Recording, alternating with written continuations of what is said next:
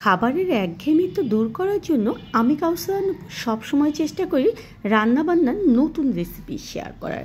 আজকে তেমনই মজাদার একটা রেসিপি শেয়ার করেছি। চারপাশে মধু মাস চলছে, এই সময় জাতীয় ফল কাঁঠাল প্রচুর পরিমাণে পাওয়া যায়। আর কাঁঠাল খাওয়ার সবচেয়ে বড় মজা হচ্ছে আপনি যেমন কাঁঠালটা খেতে পারবেন মজা করে, তেমনি এর যে বীজটা রয়েছে সেই বীজটা বিভিন্নভাবে রান্না করে খেতে পারবেন। আর আমরা যারা বাগানি তাদের জন্য কিন্তু কাঁঠালের উপরের যে খোসাটা সেটা বাগানে সার হিসেবে ব্যবহার করা হয়। আজকে কাঁঠালের বীজ দিয়ে মুরগির মাংস রান্না করব, আর সেই জন্য মুরগির মাংস নিয়েছি। তার মধ্যে আদা বাটা, রসুন বাটা, শুকনো মরিচ এবং হলুদটাকে একটু পানি দিয়ে পেস্ট করে নিয়েছি। আর দিয়েছি লবণ।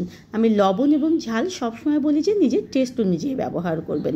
এখানে ধনিয়ার গুঁড়া, জিরার গুঁড়া আর গরম মশলার গুঁড়া ব্যবহার করেছি। বেশ খানিকটা পেঁয়াজ দিয়েছি আর তেল দিয়ে ভালো মতো আগে মাংসটাকে আমাদের মেখে নিতে হবে। আপনার যদি হাত জ্বলার প্রবলেম থাকে তাহলে অবশ্যই গ্লাভস ব্যবহার করবেন, বা খুন্তি দিয়েও কিন্তু আপনি এটা নাড়তে পারবেন। ভালো মতো এটা যখন মাখানো হয়ে যাবে তখন হাতটা অল্প একটু পানি দিয়ে ধুয়ে এর মধ্যে দিয়ে দিতে হবে। একদম কিন্তু পানি দিতে হবে না। এই যে মুরগির মাংস থেকে বেশ খানিকটা পানি বের হবে, এটা দিয়ে আমরা মাংসটা কষাবো। তাই এটাকে ঢেকে আগে আমরা মাঝারি আঁচে চুলায় উঠিয়ে দেব। 6 থেকে 7 মিনিট পরে ফিরে আসলাম, দেখুন কতগুলো পানি বের হয়েছে মাংস থেকে। এখন এটাকে আমাদের নেড়ে চেড়ে ঢেকে ঢেকে কষাতে হবে। ততক্ষণ পর্যন্ত কষাবো যতক্ষণ না এর ভিতরে যে পুরো পানিটা রয়েছে সেটা শুকিয়ে না যায়। মাংস যদি কষানো ভালো হয় তাহলে এই মাংসে মুরগির যে একটা গন্ধ থাকে সেটা যেমন থাকবে না, তেমনি তরকারিটা খেতেও অসম্ভব মজা হবে। দেখুন আমার কষানো হয়ে গিয়েছে। এখন আমি এই যে কাঁঠালের বীজ দিয়ে দিচ্ছি। কাঁঠালের বীজটা কিন্তু আমি পরিষ্কার করে একটু আধা সিদ্ধ করে নিয়েছি গরম পানি দিয়ে। আর হ্যাঁ, কিভাবে পরিষ্কার করবেন সেটা কিন্তু আমি শেয়ার করেছি।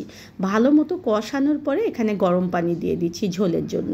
আর কাঁঠালের বীজ কিন্তু রান্নার শেষে অনেকটা ঝোল টেনে নেয়, তাই এমনভাবে পানি দেবেন যে রান্নার পরে এই কাঁঠালের বীজটা পানিটা টেনে নেওয়ার পরে যেন বেশ খানিকটা ঝোল থাকে।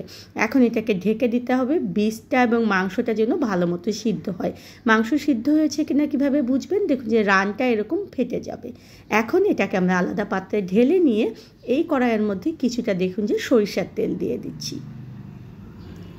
তেলটা যখন গরম হয়ে যাবে তখন এখানে পেঁয়াজ কুচি দিচ্ছি। আর এই পেঁয়াজ কুচিটাকে আমাদের সুন্দর মতো ভেজে নিতে হবে, একেবারে গাঢ় কালারের বেরেস্তা করতে হবে। তারপর সেই যে রান্না করে রাখা মাংসটা এর মধ্যে ঢেলে দিতে হবে। এভাবে যদি বাগার দিয়ে রান্না করেন মাংসটা তাহলে দেখবেন যে খেতে দুর্দান্ত লাগবে। এখন ঢেকে রেখে দিচ্ছি 7 থেকে 8 মিনিটের জন্য। 7-8 মিনিট পরে এখানে বেশ খানিকটা দেখুন যে গরম মশলার গুঁড়ো ছড়িয়ে দিচ্ছি। এতে করে গরম মশলা একটা স্ট্রং ফ্লেভার পাবেন আপনি। এখন এটাকে আর 4 থেকে 5 মিনিট দমে রাখতে হবে, তারপরে এটা খাওয়ার জন্য হয়ে যাবে। দেখুন একদম ঝোলটা খুব সুন্দর পারফেক্ট হয়েছে। এটা খেতে অসম্ভব মজা। আর কাঁঠালের বীজ কিন্তু ভর্তা করে খেতেও খুব মজা। এখন গরম ভাতের সঙ্গে এটা খেয়ে দেখবেন, খুব খুব মজা। এটা কিন্তু আপনারা খিচুড়ি, রুটি, পরোটা সেটা দিয়েও খেতে পারবেন। আর এরকম অসংখ্য নতুন নতুন রেসিপি আমি আমার চ্যানেল এবং পেজে শেয়ার করেছি, ঘুরে আসবেন। আর যদি ভালো লাগে চ্যানেলটা সাবস্ক্রাইব করবেন। যারা পেজ থেকে দেখছেন পেজে একটা লাইক এবং ফলো দিয়ে প্লিজ ভিডিওগুলো শেয়ার করবেন।